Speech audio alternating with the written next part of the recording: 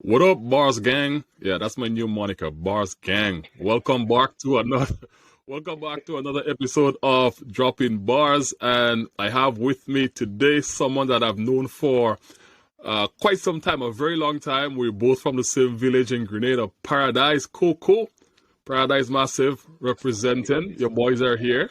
I have with me my homie Kevaughan Graham, and he's here to drop some bars with us. And Kevin, why don't you just take about a minute and let the people who don't know you, the very few, get some insights into who Kevin Graham is? Sure, like you said, from the village of Paradise in St. Andrews, I consider myself an entrepreneur, first and foremost, but also a philanthropist. Like my ultimate goal is to have enough businesses that are self-sustained, that I can focus on community involvement, and being I won't even say a mentor because that's such a strong word, but being so involved in the community, I become a staple in the community. And that stems from watching great examples from our village like Oscar Ando and others Right. who, just committed so much time to the youth and helping them grow and create opportunities that they didn't even know were possible for themselves. So that's my ultimate goal, but I want to use the entrepreneurial path to help get me there. Awesome. That's great. And so you're using that entrepreneurial path, and I know that right now, you have businesses based in Grenada. You're giving back. You're supporting, in the realm of basketball and so. But you're not based in Grenada currently, are you? It's kind of dicey. I'm always home, and I actually just got back yesterday. Oh, so So you're like me. You're like me. yeah, yeah, yeah, Always back and forth. yeah. Yeah, I mean that's the ultimate goal for me. I'm back and forth, and eventually, I'll be 100% back home. But now, I also have a strong, I want to say, educational background. I have an undergrad, accounting undergrad from Midwestern State University, which many Caribbean students went to. Hmm. Dr. Randy Glean from St. John's from Guelph, he's helped bring a lot of students from the Caribbean to Midwestern State University. Now, a lot of us graduated from that school. I then Hmm. went on to West Texas A&M where I got an MBA in business admin. So I started in the business field to shore up some of my entrepreneurial skills. Like I knew I always wanted to do business, but I wanted Hmm. to have the proper foundation to better understand business. So hence the accounting degree. I can understand the P&L. I can understand what really makes sense. Then the Gotcha. management, so I could bring in some different leadership foresight into there. But then my career took me into technology, which I've been in for the last, 10 plus years. But an interesting concept I want to touch on later on too is called career capital. So I've built up this career capital Hmm. in accounting and in IT, but at the same time, I've worked diligently at my businesses and I've built up credibility there as well, so that when I do decide to transition full time to doing that, then it's an easy transition because I've been at it so long. It basically becomes a no brainer. Right, got you. And what was that impetus that led you to say, "Hey, I want to be an entrepreneur so I can support others in my community"? I know you mentioned Oscar Andal and people like me. I am a proud beneficiary of the benevolence of Oscar Andal. So was it like just watching people like him and how they really gave back to the community, or was there something deep within you that said, you know what, like this is really the realm I want to go? Like, what was that impetus for you, that driving force to get into entrepreneurship? Um, it's actually not that deep, right? So, growing up in the Copa, as we call it, you remember on a Sunday, I would be walking through the whole village selling cupcake. So Yeah. my mom had me hustling from small. I sold cupcake in the village. I sold at school till, in GSS till Mr. Wall banned me because I was out selling the cafeteria basically. So I was selling and hustling from a very young age. And then I accidentally got into it business wise. So I started working teaching, then I moved to the bank. But I also have two brothers who wear huge shoes. One wore 13 at the time, and one wore 15. And I was Mm-hmm. the only one that had a credit card. So I would order shoes for them. People would see them with the shoes and ask them where they got it. And then I started getting more people who wanted to order. And then, I was just like, you know what? I have people ordering. I'm pretty good at this. I actually sat down, wrote my first business plan. Never forgot that. I sat with Nelson Thomas. He's from Lafayette, Mm-hmm. and he was in Republic at the time. And I was like, hey, bro, I have this business idea. Here's his plan. He helped me rewrite it a little better. And yeah, I got my first little loan, and it's history from there, man. So that's I think that's especially in Grenada, that's one of the means that really help push us into entrepreneurship. From a very young age, having that kind of hustler ambition. I remember for me, I loved entrepreneurship from a young age, and how it started for me was one day. Same Oscar Andel chess. He was bringing in these like beach balls for sale in his shop, and he had them in the shop, and I was living right behind his store, and I came into the store one day, and I'm like, yo, what's up with these balls? And he said, oh, we were selling them, and he said, can you go get them pumped for me? Because at that time he didn't have a pump, and you had to go by Chris, a guy named Chris with a tire I shop remember. in Yeah. Paradise Junction. So he said, can you go pump the balls for me and bring them back to the store so we can sell them at the store? And I asked him what's the price. He said $5. And I said, let me challenge myself. Let me see if I can sell those balls before I get back to the store. I went down, I pumped them, and on my way back, I just started selling. Came back to the store, empty handed. He was like, where are my balls? I'm like, I sold them. Here's the money. From that day, that started. I remember from that day, every year, that became a hustle for a lot of people from the Paradise and Simon area. So, and then from that moment, that I got that like kind of hustler bug just bit me. So I know exactly what you're talking about, man. That's great. But I imagine that along the way there must have been some challenges that you had to overcome. What were some of those challenges, and how did you overcome them? People, they see you sometimes at a certain point and they think it's easy. Man, like when I was at Midwestern State, like that was the lowest of the lowest, because you go to school, you have limited earning potential, and then you have a huge student loan, and you're trying to make ends meet. And I remember, me and Lovell Felix, Lovell was my roommate, probably the smartest guy I've ever known, but like Lavelle worked at Co-op in Grenville. I worked at Hmm. Barclays at the time. And now we're at school and we're working in the cafeteria for Right. minimum wage. You know what I mean? Just to try to make ends meet and make sure we could pay rent and do all those things. And then, like, it got so tight at certain points that I would have to send home and ask my mom. And, like, I don't know how, she did it, but she always figured out a way, to get me a couple $100s to keep me going when things got really low. And I still had the business at that time, but like it was so slow because I didn't have the money coming in to like buy as much stuff as I need and keep it. So I was able to like just maintain, but it got really tough where I really questioned whether I was going to be able to keep that going. And now the name Graham Sports and Fitness, the brand is really strong and people see this business, but like we got to the point where it bent so much that it almost broke, but we Right. survived. I mean, and that's what it is, right? Sometimes at some point you have to ensure that you know exactly what you want, so that when those hard times come, you know what's your why. Why are you even doing this? So that when the hard times come, you just keep going, because at that point, the reason your why is much bigger now than that obstacle that you're facing. So you just have to find a way to get over it, and that's why the brand, I guess, remained, and it's one of it's a very solid brand right now. So congratulations and kudos for that. And Appreciate I it. imagine along the way that you would have also learned some really great lessons from that. What are like three lessons that you learned along the way? As you went through your journey of entrepreneurship. Like the first one I would say is I mentioned it briefly earlier, career capital, right? I call it career or human capital in the sense that it's not actually my term. It's from a book that I read by Cal Newport called Be So Good They Can't Ignore You. Mm-hmm. And the premise is like people try to just jump from one opportunity to the next and they say they're following their passion, but they don't have the skill set in the next area to be credible.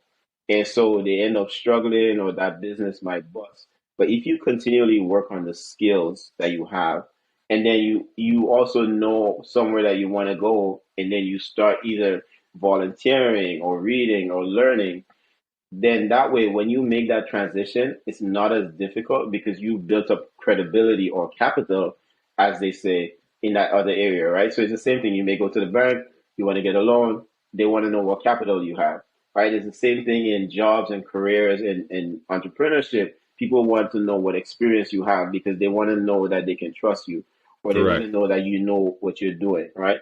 So continue to build up your human capital. Doesn't matter if it's in your job. It doesn't matter if it's in your entrepreneurial field. Doesn't matter if it's like a passion project. But keep learning, keep improving in that And how would you area. and how would you say someone is to do that? Is it by doing courses, by reading books? I was just Like, gonna get to that. So oh, the traditional way is school and courses. That's fine, but I think that's also played out. I think people have to understand what is the best way for them to consume knowledge, right? right. So for some people that might be YouTube videos. For me, I love audio. So I like podcasts, I like audibles. So I consume like at least an hour of some kind of audio format daily, whether it's listening to Business Insider, listening to Entrepreneurs Podcast. I listen to a lot of audiobooks. Right. And then I also think about the areas that I want to improve at. So, especially when it comes to self-improvement, when it comes to money, when it comes to different areas that are interest to me, then I dive into those areas and I try to listen and get different views. Now, I don't take wholesale what somebody tells me, but Right. I'll try to take sense from nonsense and what I think is applicable to me and my situation, and then how I can move from there. All right. Perfect. Appreciate So that. that's one. That's The one. other Yeah. one Uh huh. I wanna say is that we need to look at people who excel in the area that we are interested in, and then study those people. Sometimes they have, like I said, they have podcasts, they have books, they have videos on YouTube, right? So I'm into retail, I'm into shoes. Shoe Dog by Phil Knight is one of the books I've read multiple times because this is like people see Nike as a giant it is now, but Nike almost didn't exist, right? So just reading how these people went through it makes you understand, like, how you can overcome. And then even like some of the greats, you read their books and you realize like this person was amazing at what they did, but I don't want to be nowhere like them. So like I've read the biography of Steve Jobs. Yeah. Amazing visionary, Yeah. but as a person, I don't want to be like that. So like that helps shape the type of leader and the type of company I want to form. Right. So just looking at like people who we consider, great or visionaries or excellent in the fields we Mm-hmm. can learn more, and then we can decide like you're not learning to copy, but you're learning to basically take a model and then tweak it to your own, right? It's always easier to start something when you have a model than to start from scratch and have no idea where you're going. So you're Right. basically getting a blueprint and then you're saying, all right, this blueprint doesn't apply 100% to Grenville or Grenada, but if I take 60% of this blueprint and then I add my 20% and then I add another 10% from these influences, then I could create this whole new vibe or concept, but it's built on a solid foundation. So it's always good to study those who've done it or those who are doing it in the area that you are, and then use that as a launching pad to improve yourself. Awesome. And then the third, and The this is third the one. gem. Yes. This is the bar. This is the most important one. Bars. Drop the bar. You cannot do great things with basic people. If you want to do well, you gotta Wait. improve your Wait. Wait. circle. Wait. Wait. Wait. You gotta say that again. You gotta say that You again. Drop You that bar. cannot do great things with basic people. Improve your circle. You know what I mean? If you have to think about what are the conversations I'm having right now. So the conversation we're having, this is not nothing new for us. We've had these conversations. For We've sure. had these conversations sitting on the block even before you got your scholarship, even before we traveled to go to school, right? So we were always scheming and thinking about what's next, right? And then, if you keep finding yourself in circles where people are talking about progress, they're talking about moves, about business, how to improve their community, how to improve their lives, then it helps set you up for success because those are the conversations you're having. If you're around people who are always talking about other people in a negative light, they're having negative conversations, they're complaining about everything, they're criticizing everything, then that negative energy also, you become a part of that. So then it's hard for you to separate yourself from that. So if you're in and around, if you're in conversations or in rooms that are about growth, that are about development, that are about progress, you'll tend to see your life improving that way. I don't know, I don't remember who said it, but generally your income and your mindset is around the five, is almost baseline with the five people closest to you, Yes. right? Uh-huh. That's like old people's way or my mom's way of saying birds of a feather, kind of, Flock together, flock yeah. together. It doesn't mean that you can't be around certain people. Like when I'm home, I love being on the block. You know what I mean? I still, I want to play dominoes, I want to chill. But also, if I'm having a business conversation, these are not necessarily the people I'm going to have that conversation with. You know what I mean? Like if I'm having a conversation, that's me and Jay having that conversation. That's me and Right. Ingrid having that conversation. Because these are the people that are, when I have a conversation with them, they're progressive minded. They're thinking, how can we get to that next level? They're looking for solutions. So I like to be around people who are thinking about what's next, what's the solution, how can we improve this, and when they're winning, I feel like I'm winning. So like if they achieve something, like I feel really good about that. Because even though I may not have necessarily done something, but because I'm in those conversations, I feel like I'm a part of it, and then that motivates me now to want to go and take it to the next level. Because at the end of the day, it's just congratulations. Like we just keep congratulating each other, and it's almost like a friendly competition because we're all trying to see how we can get better. But there is no Exactly. animosity, there's no jealousy. It's just like, all right, I see Kimron going to get that bag.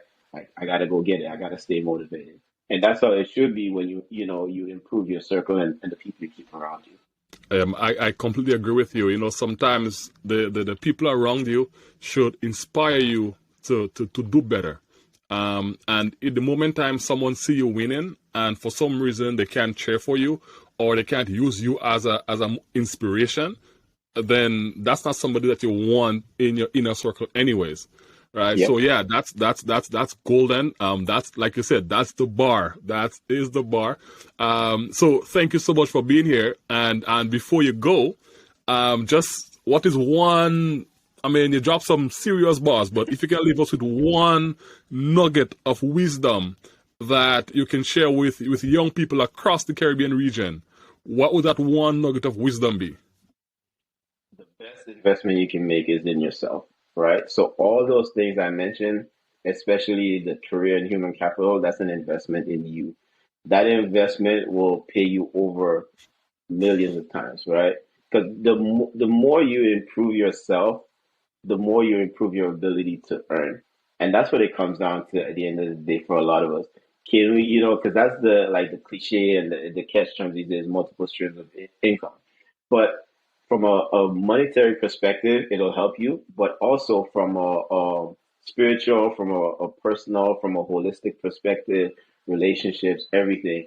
Because the more you improve, the more you read, the more you learn, you start questioning things and you start questioning the way you do things, and then you seek better ways to do it, right? And you want to become a better person. So hence, I bring it back to like some of the stuff that I want to do in the community. The more I've learned, the more I've understood that, yeah, I want to accomplish certain things, but at the end of the day, me making an impact in the community where I'm from and impacting the lives of young people, that means the most to me. And then by me learning that, it's helped me to tweak my approach to certain things and then to work on being a better person, because I'm continually working on myself. So I think that's for me the most important thing. Always keep investing in yourself and keep working on yourself.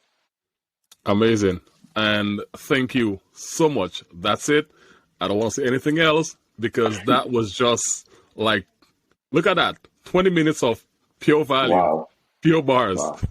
And so thank you so much for being on the show. Thank you for all that you're doing within the community. That's my community, so it means something to me. So really appreciate it on behalf of all the homies. And again, man, keep doing your thing, keep being great, keep inspiring, keep motivating, and I wish you nothing but the best. So thank you again for being on Dropping Bars and sharing your wisdom and your insights with our audience. And thank you everybody again for coming on and supporting and being here with me as I bring you these bars and these special guests week after week. So thank you, and I will see you next week for another episode of Dropping Bars.